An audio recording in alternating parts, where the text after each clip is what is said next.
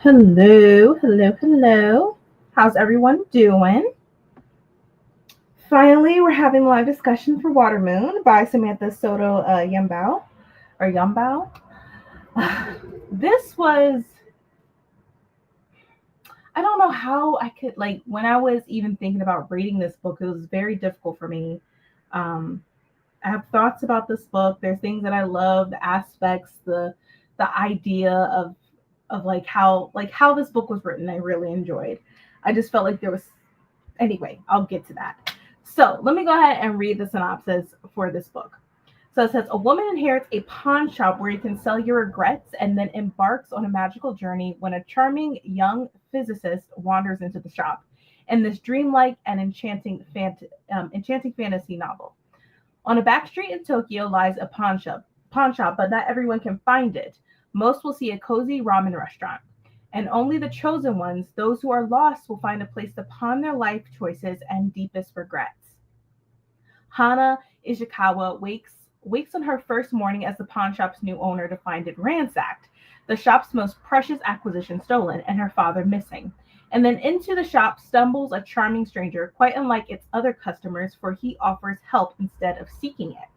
Together they must journey through a mystical world to find Hana's father and the stolen choice by way of rain puddles, rides on paper cranes, the bridge between midnight and morning, and a night market in the clouds.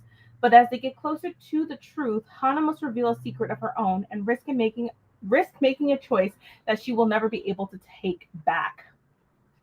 So, as we can see, this book is nothing, it's all about choices and regrets. Once again, within this book, we get introduced to Hana, who is pretty much now the owner of this magical pawn shop located in Tokyo, Japan.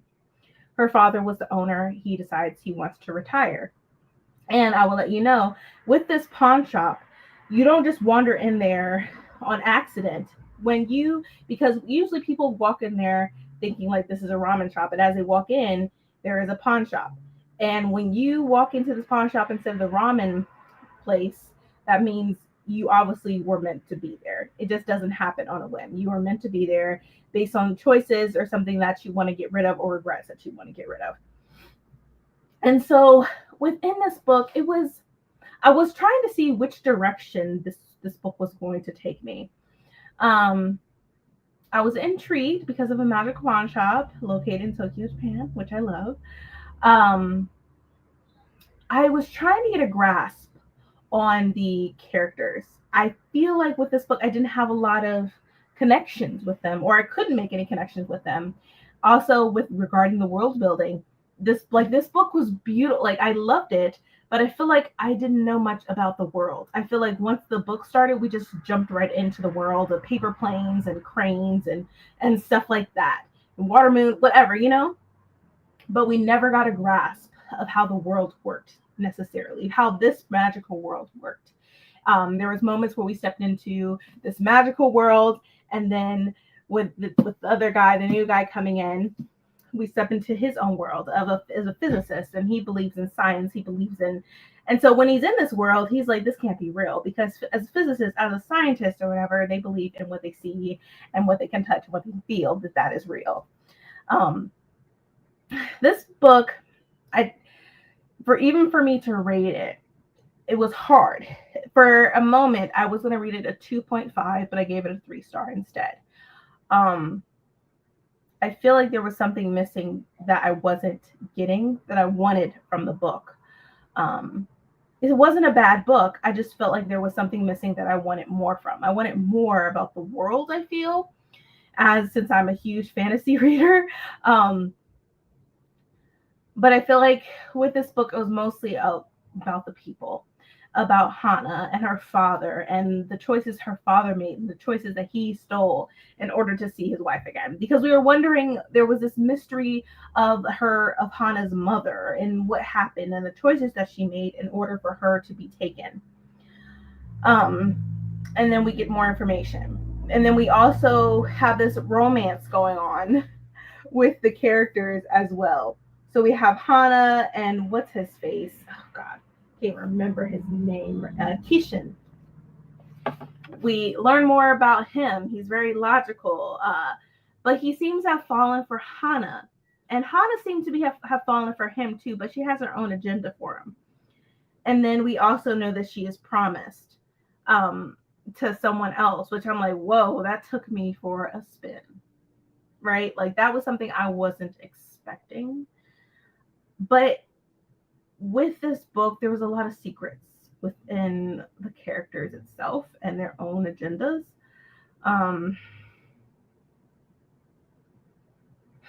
I feel like it was a little slow paced as well, in my opinion, which why I initially was going to give it a 2.5.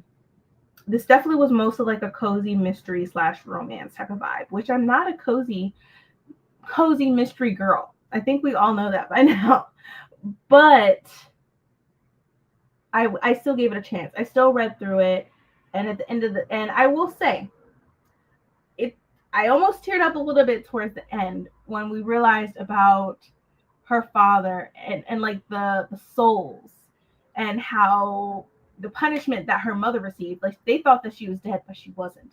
They trapped her in this world of where there was people where there was no souls. They were pretty much like monsters. They were children without souls, children born without souls. And usually this is the pawn shop's job or whatever, right? And he wanted to be with his wife, and he already knew he only had a matter of time to live due to the choices that he had taken and made with her, along with her promised husband to be, right? And it was really sad. They're like, yeah, I only have a year to live. I'm like, oh my God. And so there was another choice that was made where there was this possibility for them to be together, for Kishin and Hana to be together. But I don't know. Like now that I'm speaking about the book out loud, I felt like it could have been more. Like I felt like the story could have been more. I feel like it could have been more fleshed out. I don't know. Like as I'm thinking about it, and yeah, I finished the book last week, and as I finished it, I'm like, I couldn't really connect with it like I wanted to. I couldn't give it a 5-star. I definitely could not. There was a moment within like the beginning of the book where I was bored out of my mind because there was nothing happening. But I mean, this is my first book that I read by Samantha Soto. And it seems like she's read a lot. She has written more books. Maybe I'll give her another try. But I feel like this is going to be the only book that I'm going to read by her for now. Just because I don't know if her writing is my vibe at the moment. Once again, this felt like a cozy type of vibe. Like, even when I read the synopsis, which I think is mostly the same thing, it says, together they journey through a mystical world to find Hana's father and the stolen choice. Through rain puddles, hitching rides on paper cranes across the bridge between midnight morning and through a night market in the clouds. And then Hana is a backstabber. Like, I'm thinking like she was all into Kishin. Come to find out, she was willing to sacrifice him.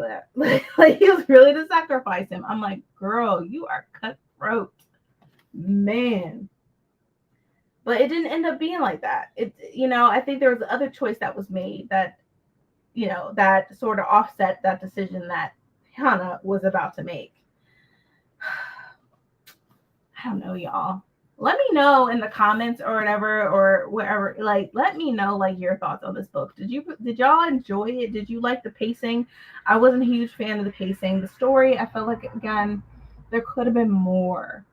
There could have been so much more could have offered. Once again, it is a beautiful book. The concept is amazing, but I feel like there's something more that could have been done. But also, I'm gonna read the note by from the author as well. And maybe we'll get an even closer glimpse of what the author was going for. It says, Watermoon is a story that grew from a seed that was planted during a visit to Nanazaka, an ancient cobbled street in Kyoto's historical district. The old wooden houses along the street whispered secrets, while each of its little alleys offered an invitation to get lost. When the world shut down a few months later and my mind became the only place in which I could wander, I escaped to the Nanazaka that lived in my head and accepted its invitation. It was also during this time that I saw how pawn shops became a lifeline for many in my country. This made me reflect on the tragic nature of pawn shop transactions and how they were never as simple as getting the best price for an old watch.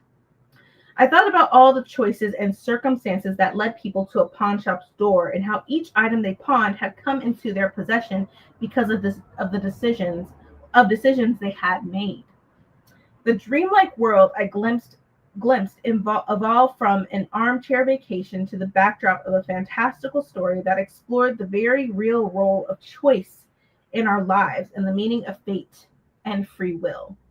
I hope you enjoyed getting lost in the world of Water Moon as much as I did, and don't mind traveling by hitching rides on songs or being carried away by paper cranes.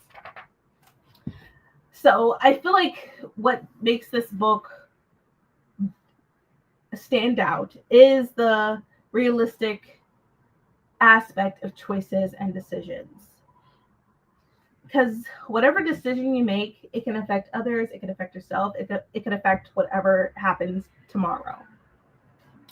And I think we all know, like, regarding decisions, I mean, there's a huge decision that was decided, uh, you know, in November, right?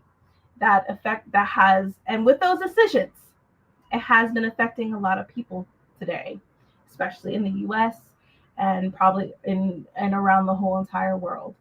Decisions are very precious. And now I think about it, they can be so vital of survival or whatever it may be, you know? Sometimes I feel like even with my decisions, maybe I take them for granted, or maybe I decide and not really think it through and just make that decision just like that. But decisions and choices, it can be crazy. Or even having a choice and you decide, and you can't even decide if this choice is better than the other.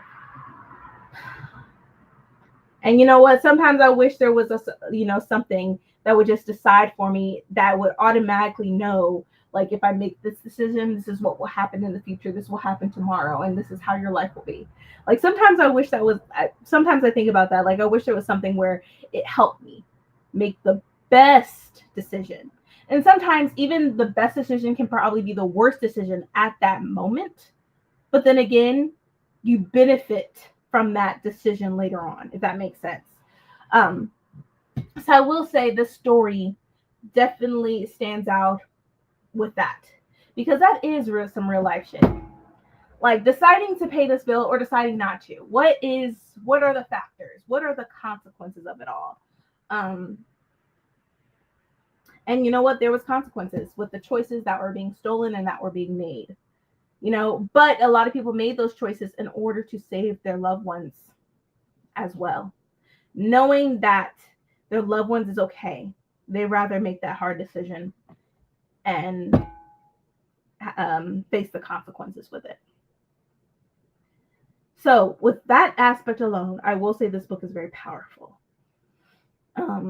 When you first read it, you don't really think critically about, like, decisions and choices and free will and the people that are around you. Every decision that you make cannot just affect you, but affect them too, right? And I felt like with Hannah's dad, how he made it look like somebody had ransacked the pawn shop, even though that wasn't the case. He did that to save Hannah, I think. But I don't think he knew his daughter that well, because I feel like, I think he thought that his daughter would just assume that, oh my God, somebody stole my dad or he's gone. But her will to try to find him, and then also facing these following these crumbs, and it also leads to, regarding her mother and her mother's circumstances, it led on to more things. So also I felt like he didn't know his daughter as much as he did. Like, come on, your daughter cares for you, and for the pawn shop to be ransacked, you think she was just gonna let it be like that? Like, oh my God, the pawn shop's ransacked. I guess I can't. My dad is gone, and that's it. Like, no, she's just not gonna let it go. She wants to know what happened to you too, which that was a decision that she made, and honestly, it was the best one. Because she also was able to find the circumstances of her mother and what had happened to her mother. and the choices that her mother had taken and whatnot. You know what I mean? The sacrifice that her mother made. Her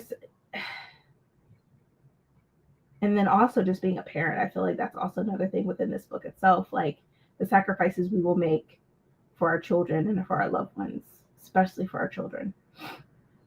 It's rough. But we know what we love them. We love hard. So even if you have to take the L for your child, you will do it. I would do it. I'll take the L so that my child has a future, that she has something to look forward to. So with that being said, this book it's beautiful in its own way. Like I said, as I'm talking to y'all and I'm talking about this book and I'm going back and forth about how I didn't like it and what was missing, but I'm also appreciate the value of what this book offers and what it brings. Like after you literally, because I'm analyzing it now, like analyzing it even more now, and I'm like, wow, this is a powerful book. It was a little too cozy.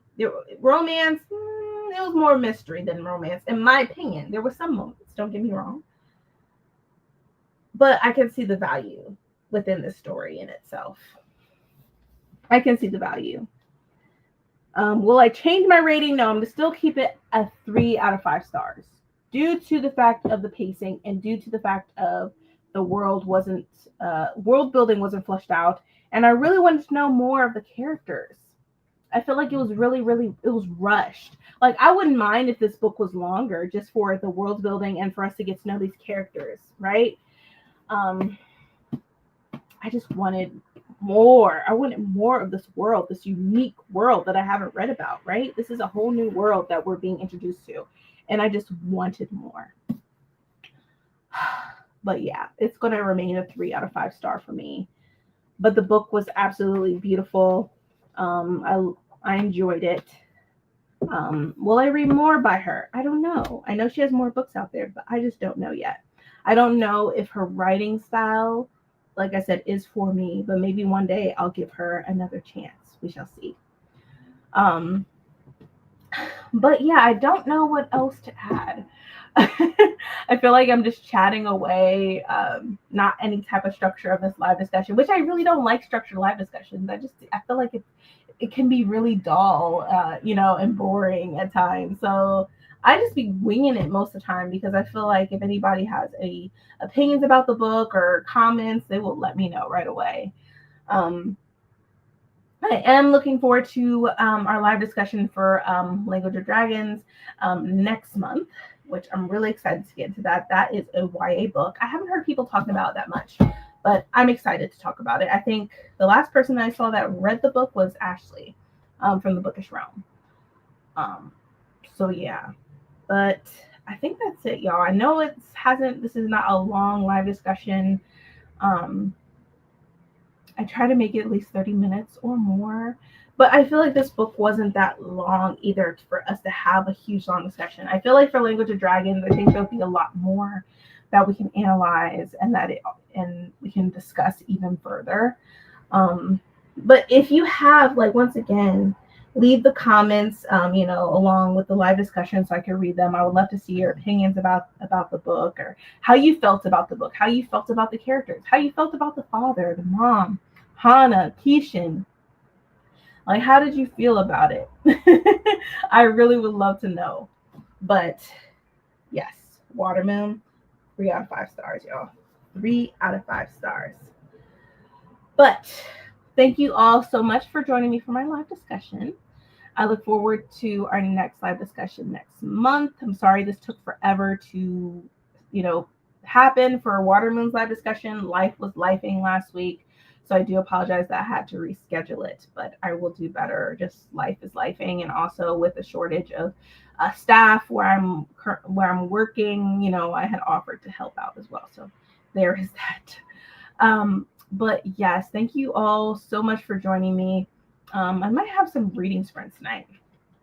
I feel like I need to do that. I feel like I haven't had any. Well, I had some reading sprints randomly last night. I don't know if I want any more tonight or not. I don't know. I'll have to make that decision. But thank you all so much for joining me, and I will see y'all next time for the next live discussion next month. Have a good evening, everyone. Bye.